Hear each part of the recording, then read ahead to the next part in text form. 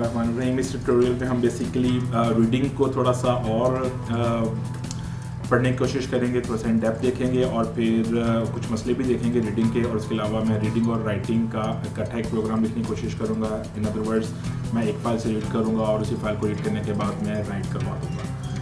So remember that last program जो हमने simple सा किया था, क्या प्रोग्राम था कि मेरे पास एक फ़ाइल पड़ी हुई है, फाइल फोल्डर data.txt पड़ा हुआ है, नंबर पड़े हुए हैं इसके अंदर। इसको एक दफ़ा एग्जीक्यूट करके देख लेते हैं ताकि यहीं से हमने कंटिन्यूटी बनानी है। Okay, that's fine. 22, 23, 24, 25, 26 नंबर नज़र आ रहे हैं, so good enough. Okay, data जो है आपके पास डिफरेंट फॉर्मेट में पड़ा हो सकता है। लेट्स से अगर मैं इसी डाटा के अंदर मैं इसको 22, 23, 24, 25 के बजाय मैं इसको कॉमा सेपरेटेड कर दूँ। So let's move on to board. मैं ये कहना चाह रहा हूँ कि अगर मेरे पास data.txt जो है उसके जो वैल्यूज़ पड़ी हुई हैं उसके अंदर 22 पड़ा हुआ है, देन कॉमा 23 पड़ा हुआ है, देन 24, देन 25, देन 26। तो क्या होगा? अब मसला ये है कि जो हमारा कोड है, let me take the code from here.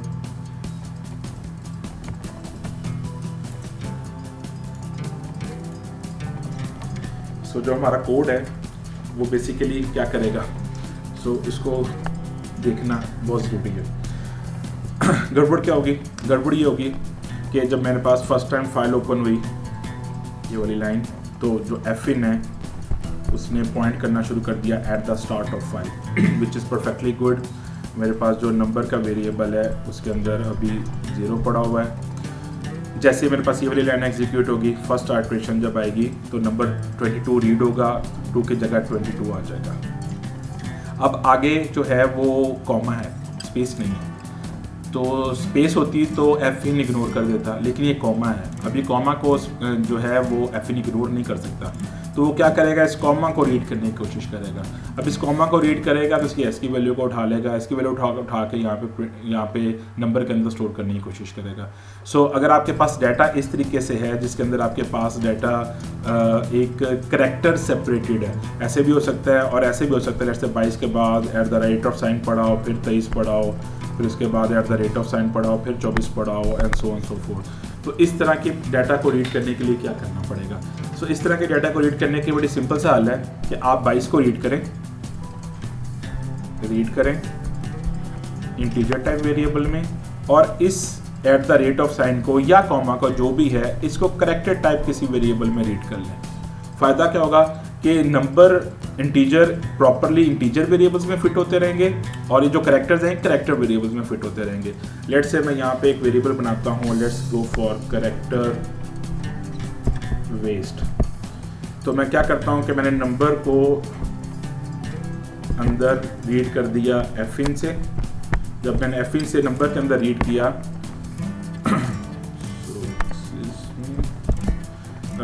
जब मैंने एफ इन से नंबर के अंदर रीड किया इस लाइन से, तो 22 रीड होके मेरे पास नंबर के वेरिएबल में आ गया। उसके बाद मैंने एफ इन करवाया, एफ इन करवा के मैं ले आया किसमें, वेस्ट के वेरिएबल में। तो at the rate of sign west में आ जाएगा, दोबारा फिर लूप चलेगी, नंबर जो होगा वो इंटीजर वेरिएबल्स में जाना शुरू हो जाएंगे, और जो मेरा वेस्टेज वाला वेरिएबल है वो बेसिकली आप ये समझिए कि मैं फॉल्स रीडिंग कर रहा हूँ ताकि मैं एक्चुअल रीडिंग कर सकूँ। और आप ये समझिए कि मेरे पास मैं जंप नहीं कर सकता, मैं फाइल पॉइंटर को एक दफ़ा दूसरे जंप नहीं करवाना चाह रहा, मैं बेसिकली फॉल्स रीडिंग कर रहा हूँ, यानी रीडिंग करके वेस्ट करने की कोशिश कर रहा हूँ। सो इस केस में भी मैं क्या करूँगा कि मैं 22 को रीड करवाऊँगा इंटीजर में, कॉमा को रीड करवाऊँगा वेस्ट के वेरिएबल में, फिर 23 और फिर 24 और फिर 25। सो इसी फॉर्मेट को ज़रा एक दफ़ा समझ लें। लेट्स से मैं जो मेरे पास data.txt है मैं इसका फॉर्मेट चेंज करता हूँ। अभी एक दफ़ा चला के देख लें ताकि आपको तसल्ली हो जाए कि इसका फॉर्मेट बिल्कुल ठीक है, कोई इशू नहीं है।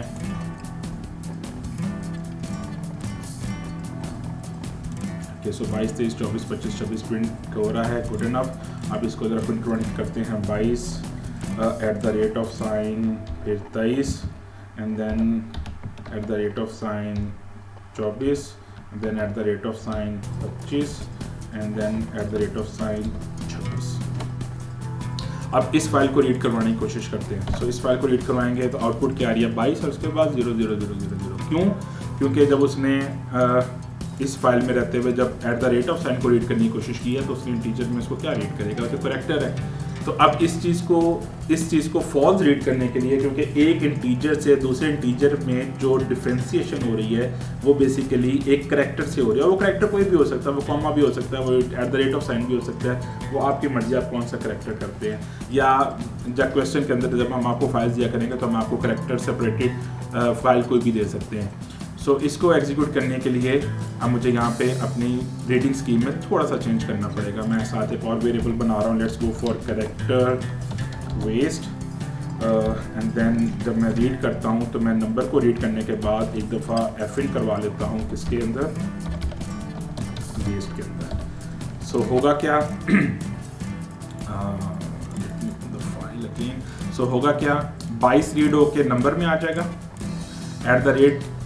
फॉल्स रीडिंग है मुझे करनी पड़ेगी ताकि मैं 23 तक जा सकूं, वो वेस्ट के वेरिएबल में आ जाएगा और उसके बाद 22 प्रिंट हो जाएगा। फिर 23 रेडी होगा, 23 रीड होगा, फिर 23 के बाद वाला @(साइन वेस्ट में आएगा और फिर 23 प्रिंट होगा, and so on so forth. So let's try to run that.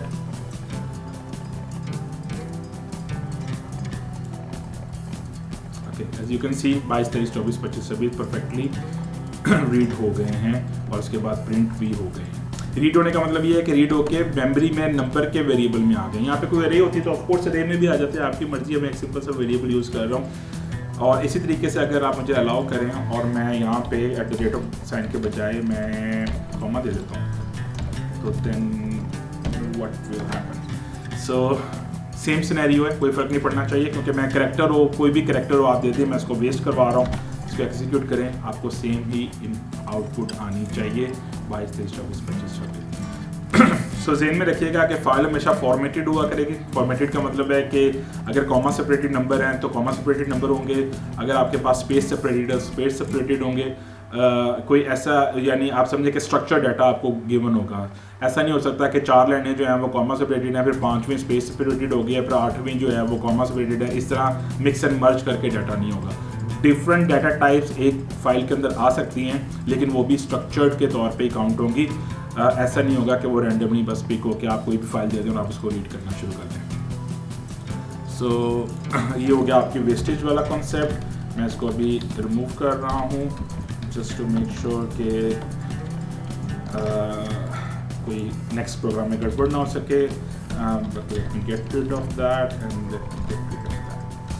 So I hope कि आपको समझ आ गई होगी कि आपने इसको किस तरीके से लेके चलना है।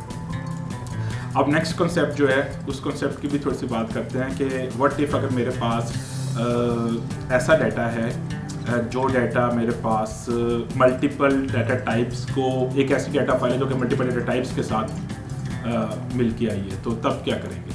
सो इसको करने के लिए ज़रा स्पेस बनाते हैं यहाँ पे।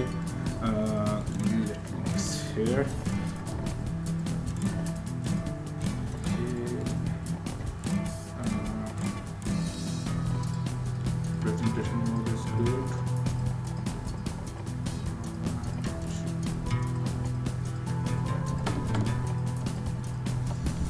So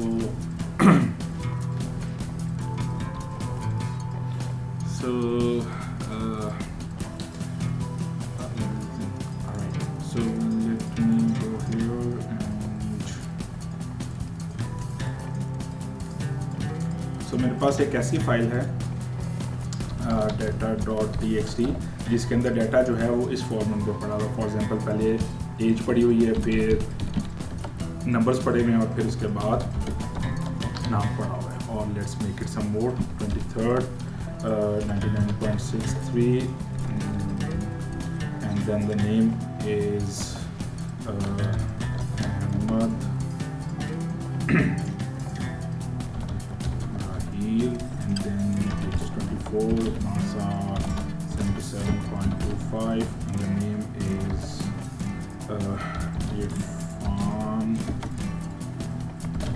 Tahir। So मेरे पास एक data.txt फाइल है, उस data.txt के अंदर बेसिकली ये डाटा पड़ा हुआ है। जिसके अंदर मेरे पास नाम भी है और फ्लोट भी है और इंटीजर भी है। सो इसी फाइल को मैं इस data.txt के अंदर भी रखवा देता हूँ ताकि मुझे बार बार टाइप ना करना पड़े। ऑलराइट, सो इसको रीड करने के लिए क्या करेंगे? तो इसको रीड करने के लिए मुझे बड़ी स्पेसिफिक थिंकिंग होनी चाहिए मेरी कि जब मैं इसको रीड करूँगा एफिन के थ्रू, तो एफिन पहले सबसे पहले यहाँ पे पॉइंट कर रहा होगा जब भी मैं एफिन बनाऊँगा। अब एफिन जो है वो मेरे पास फाइल के स्टार्ट पे पॉइंट कर रहा है, तो पहली रीड जो होगी वो मेरे पास वो बेसिकली एक इंटीजर टाइप वेरिएबल में होनी चाहिए। दूसरी रीड जो होनी चाहिए मेरे पास वो मेरे पास होनी चाहिए एक फ्लोट टाइप वेरिएबल में। और फिर तीसरी रीड जो है वो मेरे पास होनी चाहिए एक कैरेक्टर टाइप अरे में।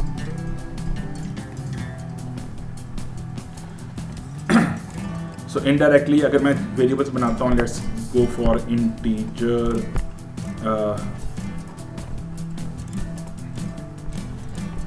As, then float marks and then character name की अरे है, लेट्स से 50 एलिमेंट उसमें आ सकते हैं। तो सबसे पहले मुझे क्या करना पड़ेगा, मैं रीड करूंगा इंटीजर में, तो मैं एफ इन करवा के ले आऊँगा किसमें, एज के वेरिएबल में। तो मेरे पास 22 रीड हो जाएगा और दरम्यान में स्पेस है, कोई कॉमा नहीं है, तो इस वजह से मुझे कोई वेस्ट करने की ज़रूरत नहीं है।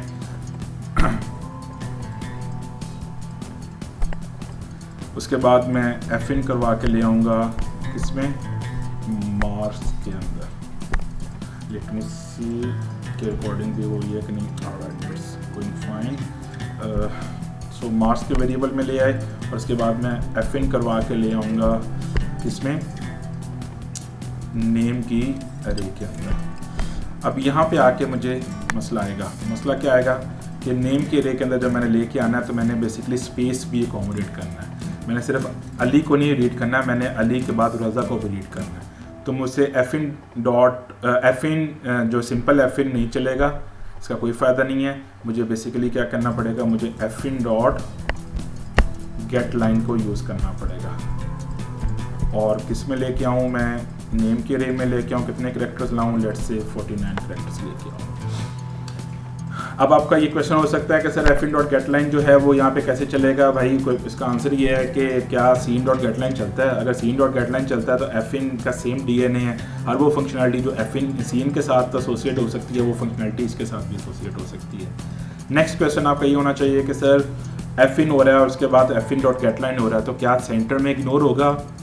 गुड, क्यों नहीं होगा, बिल्कुल होगा। मैंने आपको बताया है कि आपने जब भी इग्नोर करना है तो इग्नोर के लिए आपके पास ऑप्शन यही है कि वो इग्नोर बेसिकली एफिन और एफिन डॉट गेट लाइन के दरमियान में होना चाहिए। तो सेंटर में हमको एफिन डॉट इग्नोर भी करना पड़ेगा। सो ये हमारा कोड है।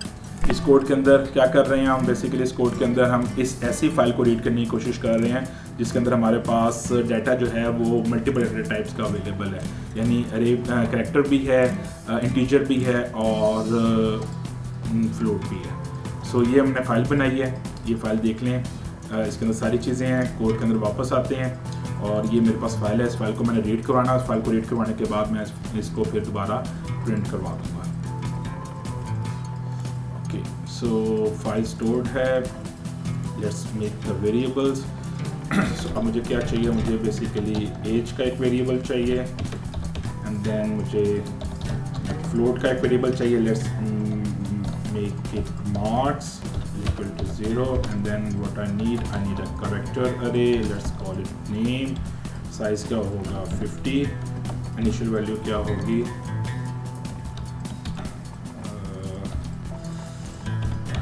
0 नल। सो ये मेरे पास डाटा सेट रेडी हो गया जिसके अंदर मैंने रीड करके लेके आना है। मैं इससे जान छुड़वा लेता हूँ इस कोड से। और मैंने कितनी दफ़ा रीड करना है, मेरे पास इस फाइल के अंदर 3 लाइनें लिखी हुई हैं तो मुझे 3 दफ़ा रीड करना है। इस वजह से मैंने लूप को 3 दफ़ा कर दिया है। अब मैं पहली दफ़ा रीड करके लेके आ रहा हूँ। पहला एज है तो एज के अंदर रीड किया, देन दूसरी दफ़ा रीड किया, लेके आया मैं मार्क्स के अंदर and then fin dot get line को यूज़ किया और लेके आया नेम की अरे के अंदर। कितने कैरेक्टर्स मैक्सिमम लेके आऊँगा? 49। Last character is basically is it should be reserve for null, तो इस वजह से 50 के एरिया में मैं एक कैरेक्टर ज़ाया कर रहा हूँ और इन बिटवीन मुझे यहाँ पे एफिन डॉट इग्नोर को यूज़ करना पड़ेगा।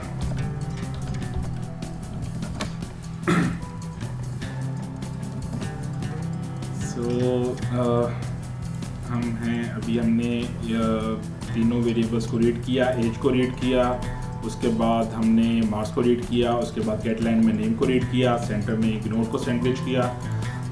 अगर मेरे पास ए रीड हो गया होगा तो मुझे सी आउट करवा के चेक करवा लेना चाहिए। किसको चेक करवाऊँ? लेट्स से मैं चेक करवाता हूँ नेम और उसके बाद मैं चेक करवाता हूँ कि एक स्पेस के बाद एज और फिर एक स्पेस के बाद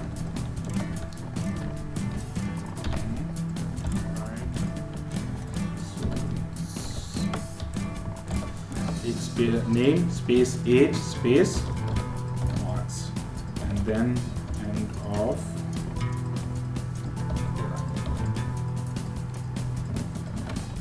सो कम्स द फाइल। फाइल के अंदर आइडियली स्पीकिंग 22 रीड होके एज में जाएगा, 33.33 रीड होके मार्क्स में जाएगा, जो बफर है वो क्लियर होगा, फ्लश हो जाएगा। उसके बाद गेट लाइन से अली और स्पेस रज़ा सारा जो लाइन है पूरी की पूरी लाइन वो रीड हो जाएगी और नेम की अरे में आ जाएगा।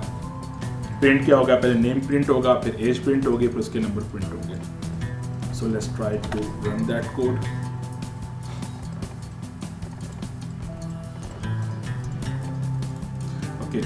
Here is the file और ये साथ उसकी आउटपुट है। 20 अली रज़ा के 22 नंबर हैं, सॉरी अली रज़ा की 22 साल उम्र है, 33.33 मार्क्स हैं। अहमद राहील के 23 साल उम्र है और मार्क्स भी ठीक हैं। और 24 इरफान ताहिर साहब के 24 ईयर्स हैं और 77.25। सो यू कैन सी कि हम एक फ़ाइल से डाटा को रीड करके हम लेके आए हैं और उस फाइल के अंदर मेरे पास डाटा जो है वो मल्टीपल डाटा टाइप्स का पड़ा हुआ है, यानी इंटीजर भी पड़ा हुआ है, फ्लोट भी पड़ा हुआ है और उसके साथ हमारे पास कैरेक्टर अरे भी पड़ी हुई है। एक चीज़ में रखिएगा कि ये एक स्ट्रक्चर डाटा है, यानी अगर हर बच्चे ये हर एक रो जो है वो बेसिकली वो एक बच्चे का रिकॉर्ड शो कर रही है। तो मेरे पास अभी सिर्फ 3 रोज़ हैं, लेकिन अगर मेरे पास लेट्स से 1000 रोज़ भी होती है तो वो इसी सीक्वेंस में पड़ी होती है, यानी पहले उसकी एज पड़ी होती है, बाद में उसके नंबर्स पड़े होते हैं और बाद में उसका नाम पड़ा होता है। और आप इसको उल्टा भी कर सकते हैं, यानी पहले आप नाम रखवा दें, बाद में नंबर रखवा दें, बाद में एज रखवा दें। ऑफ कोर्स उसके अंदर थोड़े से मसले आएंगे, वो बाद में देखेंगे, लेकिन कहने का मकसद ये है कि स्ट्रक्चर्ड फाइल को रीड करना है हमने, ताकि स्ट्रक्चर्ड फाइल को रीड करने के लिए आपको बार बार इंस्ट्रक्शंस को चेंज ना करना पड़े। सो अब हमने ये जो फाइल बनाई है data.txt, अब इसी फाइल से हमने रीड करके हम वेरिएबल्स में ले आए हैं। मैं चाहता हूँ कि हम इसको थोड़ा सा डिफरेंट फाइल्स के अंदर राइट करवाने की कोशिश करें, लेकिन उस डिफरेंट फाइल्स के अंदर राइट करवाने से पहले एक बड़ी इंपॉर्टेंट चीज़ है। फॉर एग्जांपल अगर आप मुझे अलाउ करें कि मैं इस फाइल को पिक करूँ यहाँ से और मैं इसको डेस्कटॉप के ऊपर पेस्ट करता हूँ। सो इसका मतलब है कि जब मैं आप एग्जीक्यूट करूँगा तो इसको कोई फ़ाइल नहीं मिलेगी, क्योंकि मैंने फ़ाइल तो बिल्कुल यहाँ से डिलीट कर दी है। इस फोल्डर में देखें आपके पास data.txt की फ़ाइल नहीं है। तो अगर मैं इसको एग्जीक्यूट करता हूँ तो व्हाट हैपन, तो इसको आप एग्जीक्यूट करें तो आप देख रहे हैं कि 000 प्रिंट हो रहा है। क्यों? क्योंकि वो तो नल है, अरे हमारे पास नल है और इंटीजर वैल्यू 0 है और फ्लोट वैल्यू भी 0 है, तो वो जो बाय डिफ़ॉल्ट वैल्यूज़ है उसको वो प्रिंट करता जा रहा है। सो इस चीज़ को टैकल करना चाहिए, हमें देख लेना चाहिए कि अगर गलती से हमने एक ऐसी फ़ाइल हमने रखी नहीं फ़ाइल, तो वो फाइल जब नहीं रखी तो वो फिर कैसे उसको रीड करने की कोशिश करेगा। तो इसके लिए आपके पास एक बिल्ट इन फंक्शनलिटी अवेलेबल है, आप उसको यूज़ कर सकते हैं। मैं यहाँ पे यूज़ कर सकता हूँ if let's say fin dot is underscore open, ये फंक्शन है और इसका पर्पज़ ये है कि ये आपको ट्रू या फॉल्स रिटर्न करेगा। ट्रू कब रिटर्न किया करेगा वो भी देख लेते हैं, फॉल्स कब रिटर्न करेगा वो भी देख लेते हैं। तो इस अंडरस्कोर ओपन को यूज़ किया और अगर ये चलता है मेरे पास तो मेरे पास ये काम हो, अदरवाइज एल्स के केस में प्रिंट करवा दें सी आउट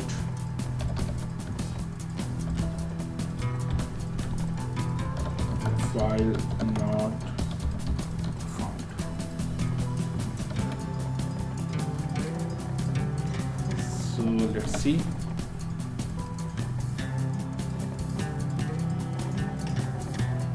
सो मुझे वो कह रहा है file not found, which is good. मुझे पता चल गया कि मैंने कोई गलती की है, क्योंकि मैंने तो data.txt की फाइल यहाँ पे रखी ही नहीं हुई। सो इस अंडरस्कोर ओपन को थोड़ा सा डिस्कस करने की कोशिश करते हैं कि इसकी फंक्शनैलिटी क्या है। बेसिकली ये एक बिल्ट इन फंक्शन है जो कि आपको बहुत काम आएगा। बाज़ दफ़ा हम कोड करते वक्त लिख देते हैं लेकिन हमें पता नहीं चलता कि गलती क्या है। तो ये जो फंक्शन है ये बेसिकली दो चीज़ें इसकी रिटर्न है। क्या रिटर्न कर सकता है, ये ट्रू रिटर्न कर सकता है या ये फॉल्स रिटर्न कर सकता है।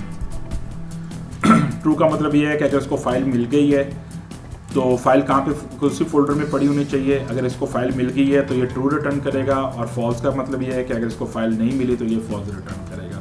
सो अगर हम इसको एक इफ में लगा देते हैं fin.open, तो बेसिकली ये दो केसेस बनेंगे। एक ये बनेगा इफ ट्रू, इस केस में अगर फाइल मिल गई है, और एक बनेगा इफ फॉल्स अगर फाइल नहीं मिली। तो जो मेरा कोड है, अगर आप इस कोड में देखते हैं तो इसको फाइल नहीं मिली, जिस वजह से वो एल्स ला रहा है, क्योंकि ये इफ फॉल्स बनेगा, फॉल्स के केस में वो एल्स को एग्जीक्यूट कर रहा होगा। अब नेक्स्ट क्वेश्चन ये है कि एक अच्छी प्रोग्रामिंग प्रैक्टिस है कि जो आपके पास कम पोर्शन होता है उसको आप पहले लिख लिया करें। फॉर एग्जांपल अगर मेरे पास ये जो सी आउट है, ये जो एल्स पोर्शन है, ये मुझे पहले लिख लेना चाहिए लाइक दिस। मुझे ये सी आउट जो है इसको पहले करवा लेना चाहिए इस इफ के केस के अंदर, और ये वाला कोड जो है इस कोड को मुझे इस एल्स में करवाना चाहिए।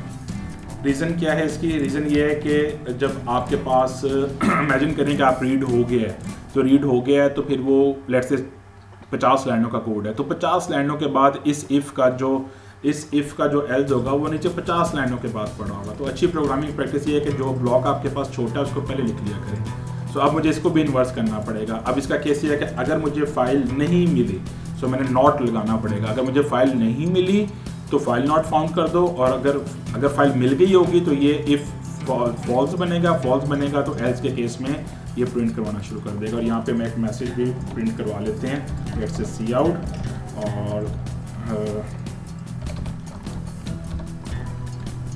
और मैसेज है let's say reading from file.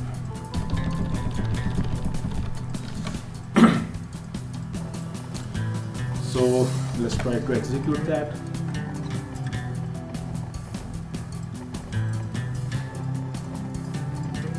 File not found है क्योंकि फाइल नहीं पड़ी हुई। अब फाइल को वापस रखने की कोशिश करते हैं। मेरे पास ये data.txt पड़ी हुई थी, इसी data.txt को पिक करते हैं, अपने फोल्डर के अंदर लेके आते हैं, डिज़ायर्ड फोल्डर के अंदर, और इसके बाद मेक श्योर कि इस data.txt के अंदर फॉर्मेट डाटा पड़ा हुआ है, गुड इनफ। और मैं इसको एग्जीक्यूट करता हूँ तो यू कैन सी कि रीडिंग फ्रॉम फाइल का एल्स पार्ट चला है, उसके बाद नाम पड़ा है और बाकी चीज़ें लिखी गई हैं। सो ज़हन में रखिएगा, इस ओपन आपको बहुत हेल्प किया करेगा। बाद दफ़ा पूरा कोड लिख चुके होंगे और आप कहेंगे ये पता नहीं क्या हो गया है, लेकिन जब भी आप फाइल रीड करने की कोशिश करें, इस ओपन को चेक करके तसल्ली कर लें फाइल ओपन हुई है कि नहीं हुई।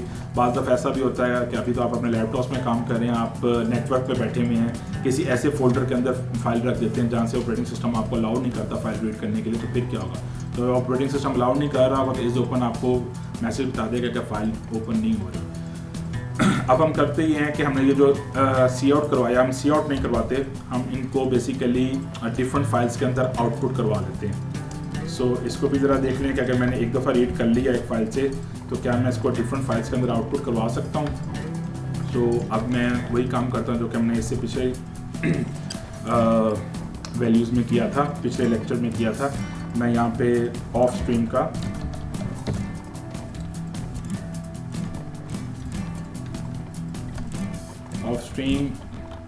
fout1 and then of stream, इसी को कॉपी करते हैं। So off stream fout2 and then off stream fout, this one is 2, this one is 1 and this one is 3. Okay, so मेरे पास 3 ऑब्जेक्ट्स बने ऑफ स्ट्रीम के, और मैं करना क्या चाह रहा हूँ कि मैं data.txt से नाम अलग फाइल में रखवाना चाह रहा हूँ, मार्क्स अलग फाइल में रखवाना चाह रहा हूँ और नाम को अलग फाइल में रखवाना चाह रहा हूँ। अब इसके बाद मैं फाइल्स को ओपन करता हूँ जो इसमें मैंने राइट करवाना है effort1 डॉट ओपन, और क्या राइट करवाना चाह रहे हैं, फाइल का नाम क्या, let's say age, let me write age dot txt and then fout2 dot open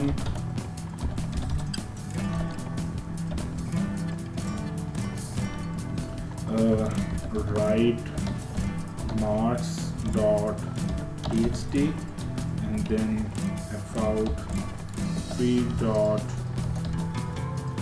open write name dot txt। और इसी तरीके से डोंट फॉरगेट दैट कि हमने fout को fout1 डॉट क्लोज करना है and then fout2 dot close करना है और fout3 डॉट क्लोज करना है। बाय द वे जो इफ स्ट्रीम के ऑब्जेक्ट्स हैं उनको भी आप क्लोज कर सकते हैं, ऑप्शनल होते हैं, उसका ज़रूरत नहीं होती, लेकिन fout के जो ऑब्जेक्ट्स हैं, ऑफ स्ट्रीम के जो ऑब्जेक्ट्स हैं उनको क्लोज करना मस्ट है। अगर आप मस्ट नहीं करेंगे तो सेव नहीं हुआ करेगा। और मैं यहाँ पे आके इससे जान छुड़वाता हूँ, ये रीडिंग हो गई। रीडिंग के बाद अब मैं राइट करवाता हूँ fout1 और क्या राइट करवा दो, एज राइट करवा दो और एंड ऑफ लाइन राइट करवा दो। तो क्या करेगा, राइट एज की फाइल में वो एज रखवा देगा। इस तरीके से fout2 और मार्क्स को राइट करवा दो, किस में करवाना है, एंड ऑफ लाइन किस फाइल में करवाएगा, वो राइट मार्क्स की फाइल में इनपुट करवा देगा। इस तरीके से fout3 नेम को राइट करवा दो और फिर एंड ऑफ लाइन। सो क्या किया हमने, एज राइट करवा दी fout1 के थ्रू। fout1 राइट एज की फाइल में राइट करेगा, fout2 मार्क्स राइट करवाएगा और fout3 जो है वो नेम को राइट करवाएगा। सो इससे पहले आप देख लें कि अगर मैं अपने प्रोजेक्ट के फोल्डर में जाता हूँ, यहाँ पे सिर्फ data.txt है जिससे मैं रीड करवा रहा हूँ, राइट वाली कोई फाइल नहीं पड़ेगी। तो अब अगर मैं इसको एग्जीक्यूट करूँगा तो आइडियली स्पीकिंग आपके पास यहाँ पे 3 फाइलें और बनेंगी। सो लेट्स सी क्या बनता है।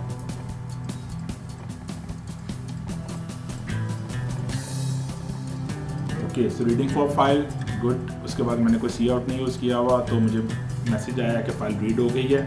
अब आप जाके देखें इसमें। Okay, good. सो हमारे पास 3 फाइल्स बन गई हुई हैं। एज को क्लिक करेंगे तो हमारे पास एजेस आ रही हैं, और मार्क्स को क्लिक करेंगे हमारे पास मार्क्स आ रहे हैं, और इस तरीके से नेम को क्लिक करेंगे तो हमारे पास नेम आ रहे हैं। सो ये एक सिंपल सा ट्यूटोरियल था जिसके अंदर हमने क्या किया, हमने एक फाइल से इनपुट करवाया, data.txt से इनपुट करके हम मेमोरी में लेके आए हैं, वेरिएबल्स में लेके आए हैं, और फिर उस वेरिएबल्स को हमने एक एक करके डिफरेंट फाइल्स के ऊपर आउटपुट करवा दिया।